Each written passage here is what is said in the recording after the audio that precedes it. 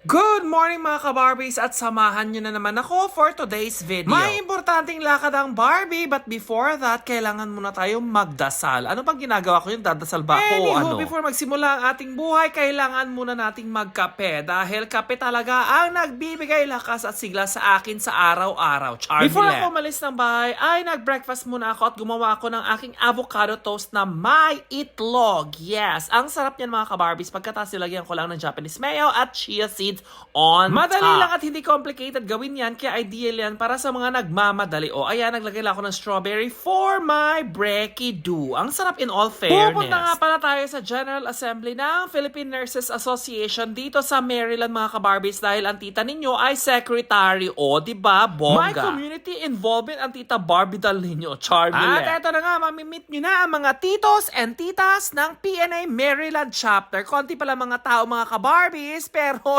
syempre, before magsimula ang lahat, lafangan muna tayo. At eto nga ang mga pagkain namin for today's video. Uy, ang sarap niyan mga ka-Barbies. Dala ng mga PNA titas and titos. Kaya kayo, sali naman kayo sa amin para dumami tayo at maging mas masaya ang ating org. O sa susunod na meeting namin, kasama ka na ha, Charmilette. Kidding aside mga ka-Barbies, I am telling you, magaling talaga ang ating El Presidente for this year. Kaya I'm encouraging all Filipino nurses to please join us, get involved, and please do share your talents. Para mas madami tayong mga tulungang mga kababayan natin, mga nagsisimula pa lang dito sa Amerika, at ma-share naman ang mga talents ninyo to inspire and motivate other nurses in Maryland.